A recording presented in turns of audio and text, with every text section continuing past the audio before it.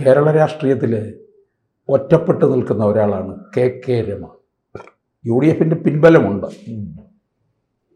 RMPയുടെ ഒരേ ഒരു MLA.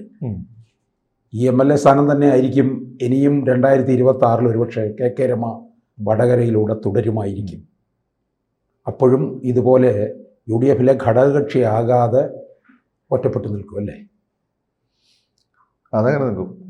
K രമയെ സംബന്ധിച്ചിടത്തോളം കെ രമയുടെ ഒരു ബേസിക് നാച്ചർ എന്ന് വെച്ചാൽ ഒരു ടിപ്പിക്കൽ ബാലുശ്ശേരിക്കാരി. എൻ്റെ നാട്ടുകാരി ബാലുശ്ശേരി.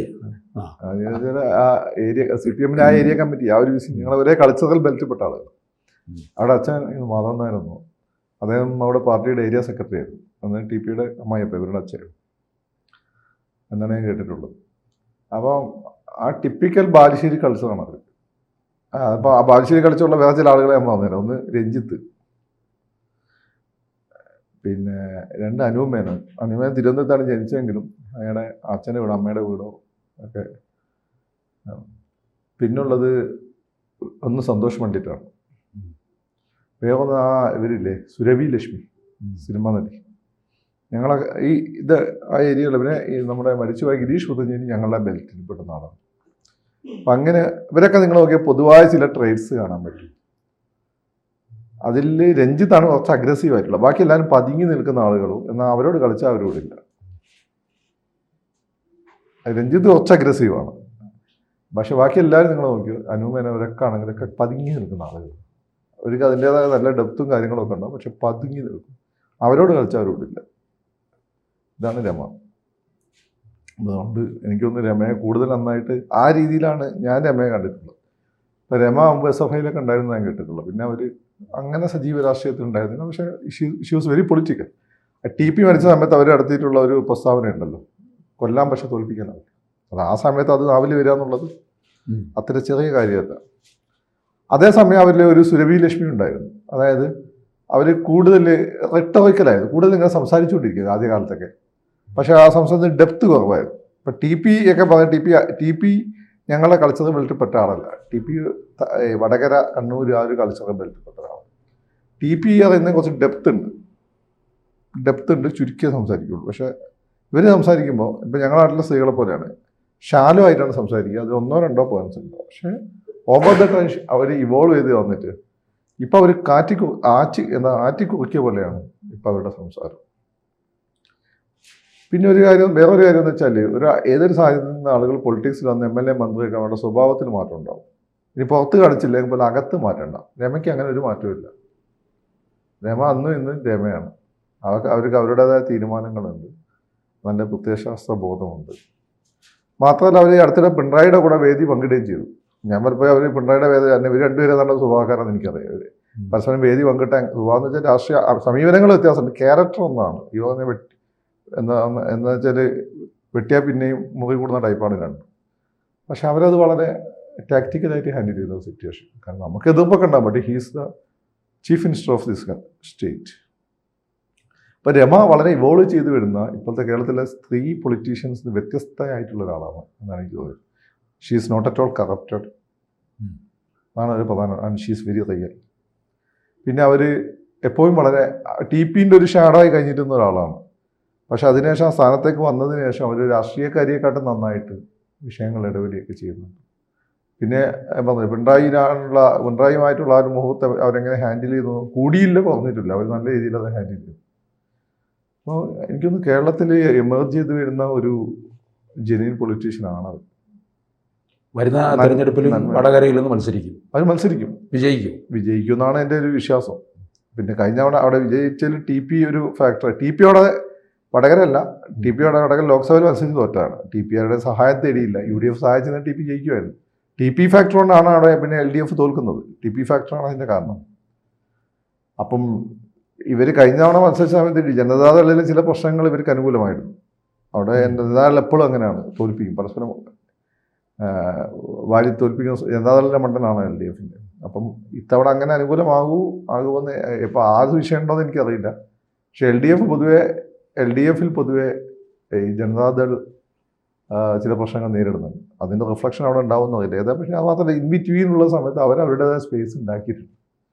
പിന്നെ ആ നാട്ടുകാരുടെ വേറൊരു കാര്യം എന്ന് വെച്ചാൽ കുറച്ചും കൂടി ഈ പറയുന്ന പോലെ ക്രിട്ടിക്കലായി ചിന്തിക്കുന്നതും നിഷ്കളങ്കരായ നാട്ടുകാരാണ്. നിഷ്കളങ്കത തീരെ കള്ളത്തരല്ലോ. കേരളത്തിലെ കുറേ വലിയ കള്ളന്മാരൊക്കെ അവിടുന്ന് വന്നിട്ടുണ്ട്. അതല്ല എങ്കിൽ പോലും പൊതുവെ ജനങ്ങളുടെ സ്വഭാവത്തെ കുറച്ച് നിഷ്കളങ്കമായി ചിന്തിക്കുകയും കുറച്ചുകൂടി വ്യത്യസ്തരായ ആളുകളെ അംഗീകരിക്കുകയും ചെയ്യുന്നത്. എന്നാൽ ഹൈലി പൊളിറ്റിക്കലാണ്. നിങ്ങൾ വ്യത്യസ്തരായ ആളുകളായിട്ട് കാര്യമില്ല, പക്ഷേ ഹൈലി പൊളിറ്റിക്കലാണ് അവർ. ഇവരുടെ ഒരു കാര്യം എന്ന് വെച്ചാൽ ഷീസ് ഓൾസോ പൊളിറ്റിക്കൽ.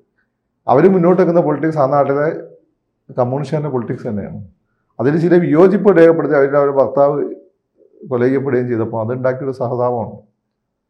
അപ്പോൾ അത് ആ സ്പേസ്, ആ ഡൊമൈൻ അവർ നല്ല രീതിയിൽ കീപ്പ് ചെയ്യുന്നുണ്ട്. പിന്നെ അവരെ പറ്റി നെഗറ്റീവ്സ് ഒന്നും വന്നിട്ടില്ല. ആസ് എ ഫൈറ്റർ എന്ന രീതിയിൽ നിയമസഭയിൽ പുറത്തൊക്കെ അവർ നല്ല ഫൈറ്ററായിരുന്നു. ഡിസ്കഷൻസിലേക്കെല്ലാം നമ്മൾ ഇപ്പം കാര്യമായിട്ട് പങ്കെടുക്കുന്നുണ്ട്. പണ്ടത്തെ പോലെ വെറുതെ റിട്ടറിക്കിൻ്റെ അളവ് കുറഞ്ഞിട്ട്, പണ്ട് റിട്ടറിക് കൂടുതലായിരുന്നു, അപ്പം കൂടുതൽ പോയിന്റ്സ് വരുന്നുണ്ട്. എനിക്ക് തോന്നുന്നു അവരൊരു മന്ത്രിയൊക്കെ ആയിക്കഴിഞ്ഞാലേ ഒരു വ്യത്യസ്തമായ മന്ത്രിയായിരിക്കും. അല്ല, UDF അധികാരത്തിൽ വരികയാണെങ്കിൽ KK രമ മന്ത്രിയാകും. മന്ത്രിയാൻ സാധ്യതയുണ്ട്. പിന്നെ രാഹുൽ ഗാന്ധിനെ പോലുള്ള ആളുകൾ ഇഷ്ടപ്പെടുന്ന ഒരു പേഴ്സണാലിറ്റിയാണ്. രാഹുൽ ഇങ്ങനെയുള്ള ആളുകളെ ഫോക്കസ് ചെയ്യും. എന്ന് വെച്ചാൽ ഇങ്ങനെ വ്യത്യസ്തമായിട്ടുള്ള, ഇപ്പോഴത്തെ കോൺഗ്രസിൻ്റെ നിലപാട് അങ്ങനെ തന്നെയാണല്ലോ, എന്നാലും ഇടതു സ്വഭാവമുള്ള. അപ്പം എനിക്ക് തോന്നുന്നു ഷീസ് എ ക്ലാസ് അപ്പാർട്ട്. ഞാൻ കഴിഞ്ഞ ശ്രീലേഖ IPS കൊണ്ട് പറഞ്ഞ പോലെ ഷീസ് എ ക്ലാസ് അപ്പാർട്ട്. CPM-നെ തോൽപ്പിക്കാൻ പ്രയാസമാണ് ഇനി KK രമ. ബുദ്ധിമുട്ടാണ്. കാരണം ഇതിൻ്റെ പക്ഷേ CPM അനുയായികൾക്കിടയിലുണ്ടായ കൺഫ്യൂഷൻ ഏതാണ് ശരിയായത്. ഇപ്പം പാർട്ടിയുടെ കൂടെ അവർ നിൽക്കുന്നുണ്ടെന്നുണ്ട്, ശരിയാണ്. രമ പറയുന്നതാണോ പിണറായി പറയുന്നത്? എൻ്റെ അഭിപ്രായത്തിൽ പിണറായി പറയുന്നതാണ് ശരിയാണ്. ഈ കാലത്തിൽ മുന്നോട്ട് പോകണമെങ്കിൽ പിണറായി പറഞ്ഞ പോലെ പോയി കഴിഞ്ഞാൽ നടക്കുള്ളൂ. പിണറായി അവിടെ രാഷ്ട്രീയ കൊലപാതകമൊക്കെ നിർത്തിയില്ല, സ്ഥലം പോയി കിട്ട പോലെ. പക്ഷേ അവിടെ ജനങ്ങളത് കൺവിൻസ്ഡ് അല്ല. ഇപ്പോഴും നമ്മൾ പിണറായി ഇങ്ങനെയൊക്കെ പറഞ്ഞ് അവർ നിൽക്കുന്നുണ്ടെങ്കിൽ അവരിപ്പോഴും കമ്മ്യൂണിസം, മറ്റേത് മോഡിനെ പറ്റി എന്തെങ്കിലും നല്ലത് പറയുന്നത് ഭയങ്കര പാപമെന്ന് വിചാരിക്കുന്ന ആളുകളാണ് എൻ്റെ നാട്ടുകാർ. അപ്പം ആ ഡൈലമയിൽ അവർ നിൽക്കുമ്പോൾ അവർക്ക് കുറച്ചും കൂടിയും മാനസികമായിട്ട് പൊരുത്തപ്പെടാൻ പറ്റുന്ന ഒരാളാണ് ഇവർ. അതാണ് ഒരു കാര്യം. പിന്നെ അവിടെ ഭയങ്കര രസമാണ്. ഈ TP ചന്ദ്രശേഖരൻ പാർട്ടിയെ പുറത്താക്കാൻ വേറെ പല പേഴ്സണൽ കാരണങ്ങളൊക്കെ ഉണ്ട്. നെഗറ്റീവല്ല, അവിടുത്തെ ഒരു രീതി. നിങ്ങൾ അവിടെ ഏരിയ സെക്രട്ടറി വിചാരിച്ചു, നിങ്ങളെ വീട്ടിലേക്ക് ഒരു സ്ലേബ് ഇടുകയാണ്. സ്ലേബ് ഇടുമ്പോൾ പഞ്ചായത്ത് പെർമിഷൻ മേടിക്കണമല്ലോ. വീട്ടിൽ ഓടുന്നുണ്ട്, ഇവിടെ പഞ്ചായത്ത് പെർമിഷൻ മേടിക്കണം. നിങ്ങളാ പെർമിഷൻ മേടിച്ചാൽ പാർട്ടിക്കാരൻ അതിനെതിരെ കംപ്ലയിൻറ്റ് ചെയ്യും. അങ്ങനെയുള്ള നാടാണോ നാട്? അല്ല, നേതാവല്ല, നമ്മളെ പാർട്ടിക്കാരൻ ലേജ് അവർ മിണ്ടാതിരിക്കുന്നില്ല. ഇങ്ങനെ TPക്ക് ഇങ്ങനെ ഒരു ആ നാട്ടുകാരുടെ സ്വഭാവം വെച്ചിട്ട് വരുംവരായികൾ ആലോചിക്കാതെ റിയാക്ട് ചെയ്യുന്ന സ്വഭാവം TPക്ക് ഉണ്ടായിരുന്നു. ഇവിടെയാണ് TPയുടെ ഒരു പ്രശ്നം തുടങ്ങുന്നത്. അത് കഴിഞ്ഞ് TP പാർട്ടിയിൽ നിന്ന് പുറത്താനുള്ള കാരണം VS-ന് കൂടെ എന്നുള്ളത് ശരിയാണ്. അതിലുപരിയായിട്ട് ഏറാമല പഞ്ചായത്തുണ്ട്, അവിടുത്തെ ഭരണം ഈ മുന്നണി മര്യാദ അനുസരിച്ചിട്ട് ജനതാദളിന് കൊടുക്കണം എന്ന് പാർട്ടി തീരുമാനിക്കുക. എന്നാൽ TP അതിനെതിരെ നിൽക്കുകയും ചെയ്തു. അങ്ങനെ TP പാർട്ടിക്ക് പുറത്താണ്. പക്ഷേ TP പാർട്ടിക്ക് പുറത്തായപ്പോൾ ജനതാദളിന് നേതാവായ വീരേന്ദ്ര മാതൃഭൂമിയാണ് TPക്ക് ഏറ്റവും വലിയ സപ്പോർട്ട് കൊടുത്തത്. അങ്ങനെയൊക്കെയുള്ള രസമുള്ള ഒരു നാടാണ്. അപ്പം അതിന് ആത്യന്തികമായിട്ടെന്ന് വെച്ചാൽ പൊതുവെ CPM മുന്നോട്ട് വെച്ചിരിക്കുന്ന ഒരു മെയിൻ പൊളിറ്റിക്കൽ ഡിസ്കോഴ്സിനെ സപ്പോർട്ട് ചെയ്യുന്ന നാട്ടുകാരാണ്. പക്ഷെ ആ നാട്ടുകാരുടെ ഇടയിൽ CPM-ന് അനുയായികളുടെ വോട്ടർമാരുടെ ഇടയിൽ തന്നെ ഒരു കൺഫ്യൂഷൻ ഉണ്ടാക്കാൻ പറ്റുന്ന സ്ഥാനാർത്ഥിയാണ് രമ. രമയാണോ എതിന് നിൽക്കുന്ന സ്ഥാനാർത്ഥിയാണോ നമ്മളോട് കൂടുതൽ നമ്മളുമായിട്ട് ചേർന്ന് നിൽക്കുന്നത് മാനസികമായ ആളുകൾ ചിന്തിക്കും. അങ്ങനെ ആളുകൾ ചിന്തിക്കുമ്പോൾ അത് രമ എന്നിലേക്ക് എത്തിച്ചേരുകയാണ്. അതാണ് അതിൻ്റെ ഒരു പ്രധാനപ്പെട്ട ഫാക്ടർ.